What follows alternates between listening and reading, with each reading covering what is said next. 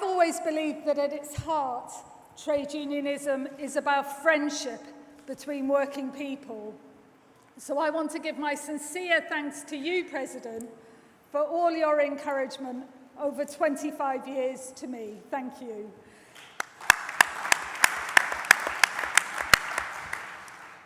And I also want to place on the record of Congress, we will be paying tribute tomorrow, but I want to place on the Congress record my personal condolences to the family and the union of Bob Crow. Bob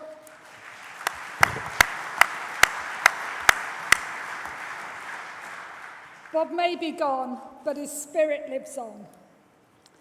In moving the General Council's statement, I want to explain why this is an important moment, both for our movement and our country's history. But first, I just want to take a moment to celebrate what we've achieved since we last met. And can we start by paying tribute to our elected workplace reps and shop stewards who are dedicated to supporting fellow workers.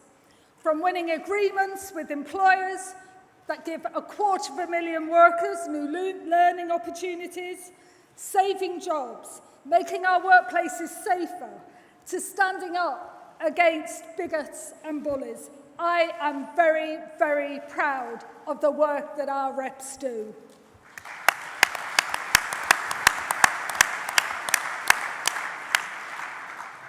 Secondly, we've also achieved in that we've put that cost of living crisis centre stage on the public policy agenda in a way that no newspaper, no politician can any longer ignore. In the private sector, from the car workers at Cowley, using their strength to support contract cleaners, to the devoted staff of Care UK, and to those magnificent young workers at the Ritzy Cinema in Brixton, all campaigning for a living wage, all proof that solidarity works. And at rallies and picket lines from Newcastle to Newquay, we've also proved that public service workers won't take cuts lying down. Whether it's firefighters, school staff, transport workers, benefit advisors, NHS workers, council workers, the TUC is proud of all our public service workers. They do a tough job in tough times. And let me say this, it's high time this government gave them respect as well as the pay rise they're due.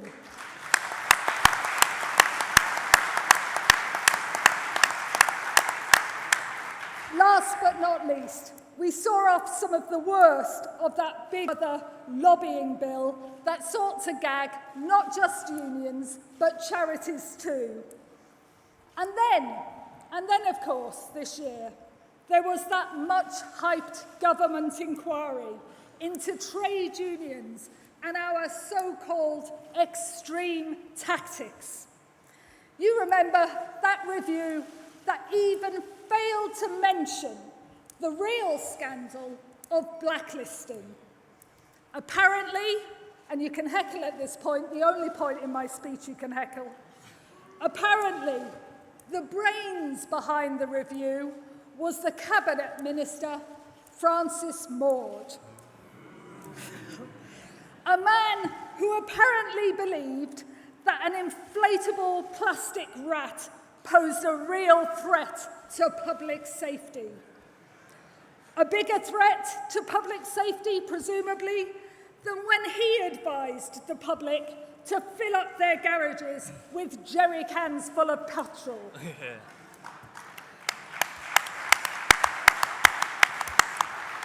Well, it seems that the review has more or less shut up shop, citing a lack of evidence from employers and a progressively politicised environment.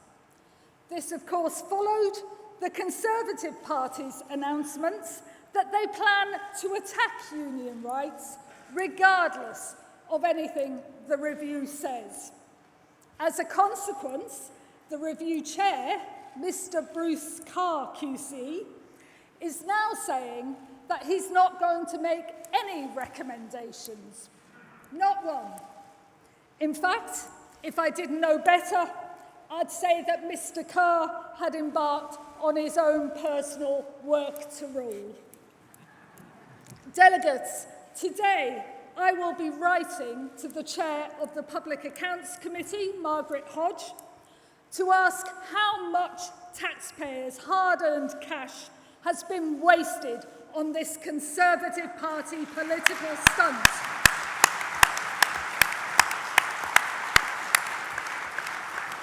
And I know, delegates, that you will join me in demanding that they pay back every single penny. But frankly, over the coming weeks, we all know we can expect plenty more of the same from where that little exercise in spin and smear came from. Because today, there are just 240 days to go before the general election. That is one of the most important in which any of us are going to have a vote. It's a fundamental choice about the kind of country we want to be, not just for the next few years, but for a generation. This is the moment when we get to shape our own future.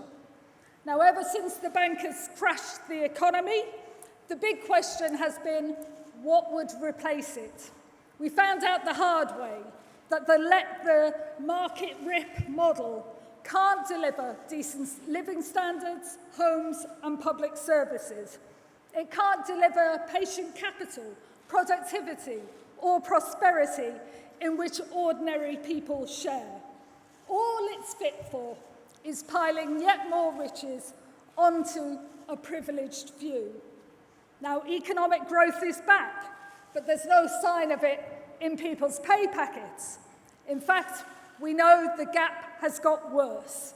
Chief executives of the biggest companies now earn 175 times the wages of the average worker.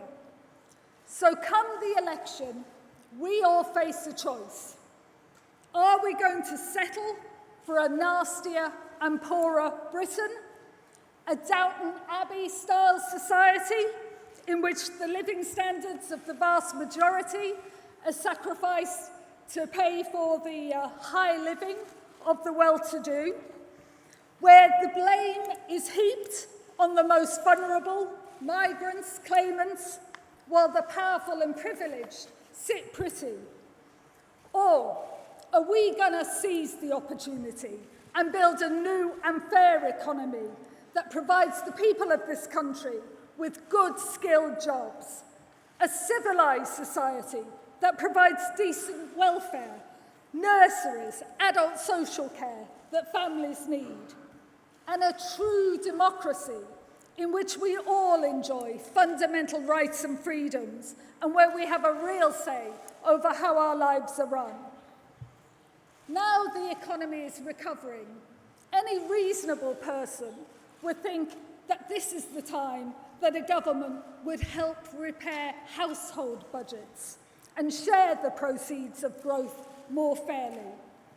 But the jobs that are being created too often are low-paid and insecure. And while there's nothing wrong with being genuinely self-employed, working on the lump for half the pay is no foundation for a strong economy. This is a government that appears intensely relaxed about young people stuck in unpaid internships, dead-end jobs, wasting their talents and education. And George Osborne has been clear. He has absolutely no intention of relieving the pressure on public services.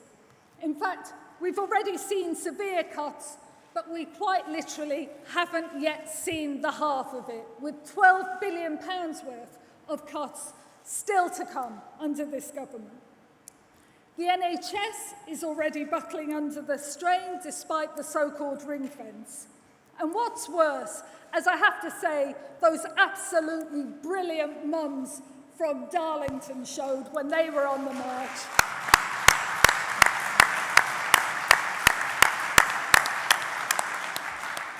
what's worse is that privatisation is corrupting the core principles of public service and wasting billions.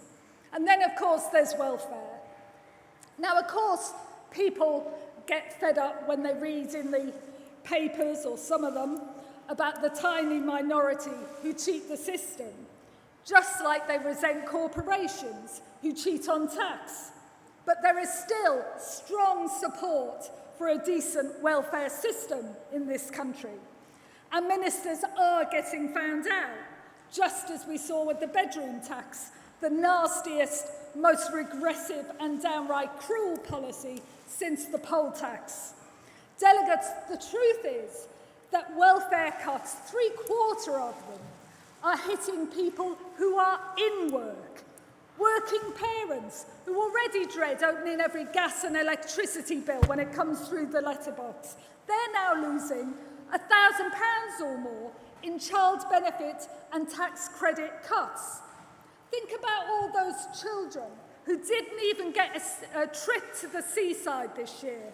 No chillaxing in Cornwall like the Prime Minister for them. It's time that the government came clean. They are deliberately hacking away at our welfare safety net.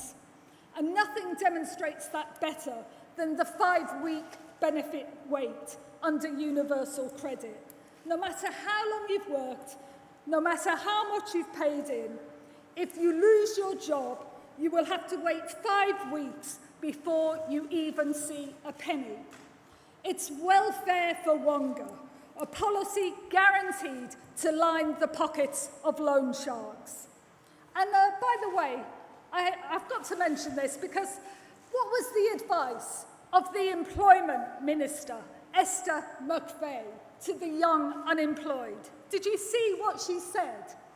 She said, they've got to be realistic.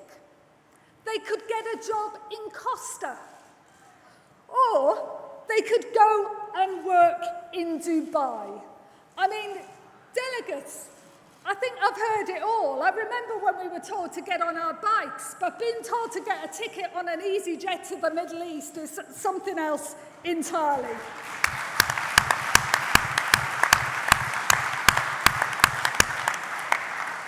This brand of conservatism is the enemy of aspiration, because as inequality soars, social mobility has hit reverse. Silver spoons, ever more firmly clamped in the mouths of those who were born with them, whether it's the judiciary, the media, business, or public life, wearing the old school tie means you are more than 10 times likely to reach the top. And under this government, class prejudice is becoming respectable once again. Think about mixed housing, apartment blocks, forcing social housing tenants to use a separate entrance, the so-called poor door, the shame.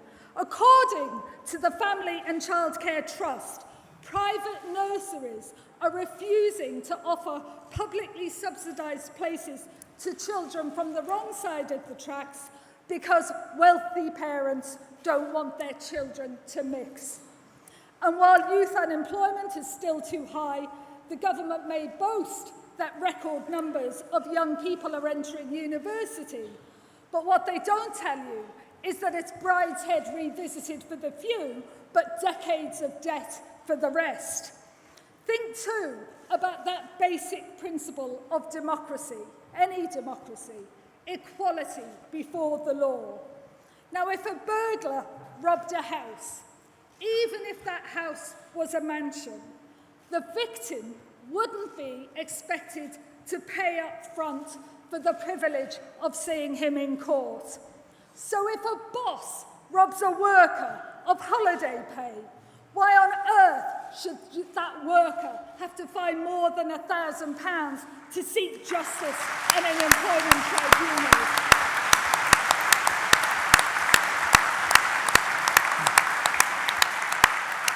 It is just plain wrong that workers are being priced out of justice. So delegates, let's demand it. We want those employment tribunal fees scrapped once and for all. But the truth is, we are witnessing a regeneration of the class society in new forms for sure, with financiers increasingly dominating the wealthy elite and a growing number of young graduates finding themselves stuck in the ranks of the low-paid. But a class system nonetheless that bears down on working people's voice and aspirations. The new Conservative Party is a case in point. You may remember this summer, the Prime Minister had to abandon plans to rebrand his party as one of opportunity, when after searching high and low for MPs of humble origin, he could only find 14. And then, of course, there was that difference of opinion with Baroness Varzi. She resigned in protest at the Prime Minister's policy on Gaza, a humanitarian crisis that we'll be debating later this week. But she said something else of interest. She accused the Conservatives of having a problem, and I quote, with brown working-class women from the north. In my opinion, that's a little unfair. They don't much like working-class people from the south either. But it is the sheer snobbery which Baroness Varzi rightly complained of that in part explains why the Conservative Party has made such a fetish out of attacking the only institutions in this country that was set up to be run by and for working people, trade unions. That and fear. Because while it may not always feel like it, be in no doubt, they are afraid of us. Afraid that while most of us don't care, we don't care what background you're from, we take people as we find them. But we do not accept that a public school education makes some people our betters.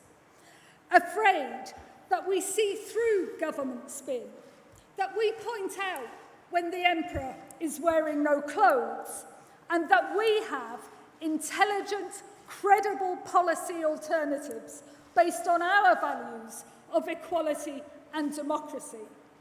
And above all, delegates, they are afraid that we can mount formidable opposition to the damaging market free-for-all policies that they want to see.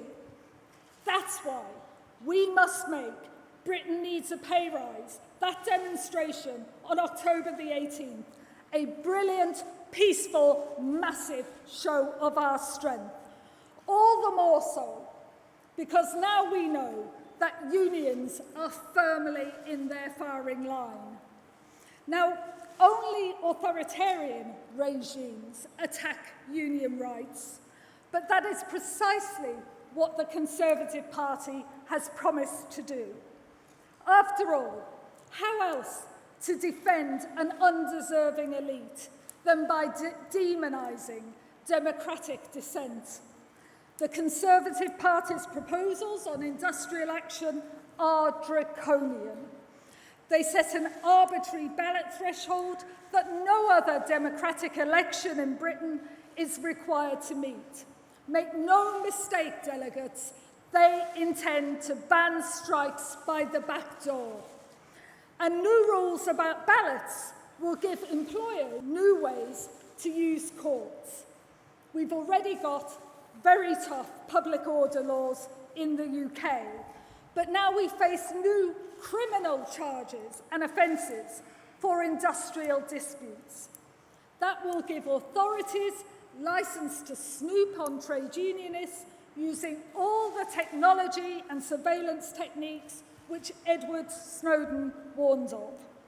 This flies in the face of the fundamental values that I believe the people of this country hold, values of fairness and freedom. These proposals represent a threat not just to working people and their unions, but to everybody who cares about civil liberties and democracy.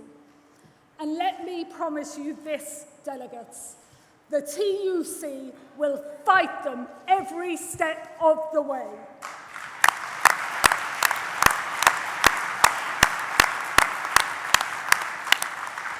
Altogether, this adds up to perhaps the most radical right-wing programme put at an election for a generation. It would make us even more unequal, where trade agreements like TTIP are giving multinational corporations free rein to rip our precious public services apart. A country where not just the lowest paid, but where the great working majority struggle to make ends meet, where millions more are trapped in casual work, never knowing what they're going to earn each week, and where workers' rights and liberties are trampled on.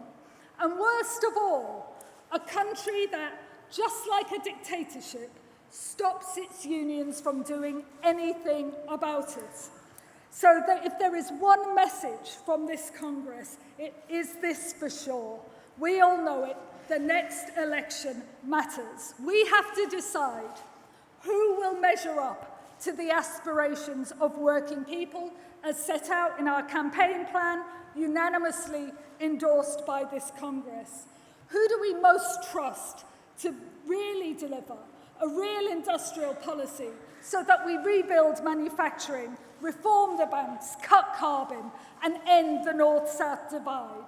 Ask yourself, who respects the need, not just for a higher minimum wage or even a living wage, but collective bargaining so that we can deliver a fair wage?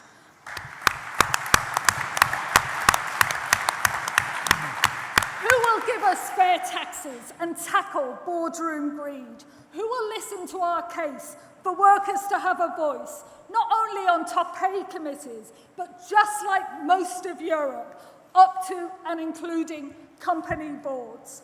Who will promise to build 1 million new homes? Who values welfare? Who really cares about the old, the sick, the disabled? Who is really going to get tough on 0 hours and agency abuses? And who will give our children a brighter future with genuine apprenticeships and a youth jobs guarantee? The choice is clear. If you value our NHS, if you value our public services, value a decent standard of living, value the right of the many to band together against the power of a mighty few, it's time for us to stand up and be counted. Now, this is the biggest battle in my lifetime, and we know that they won't give up power without a fight. We know that it won't be a clean fight, but let me tell you this. I believe that everybody in this hall is determined. I believe that justice is on our side. I believe that working people will win. And so together, I want us delegates to send out a message from a hall. Let's tell them loud and clear, we're ready for you. Bring it on. Thank you.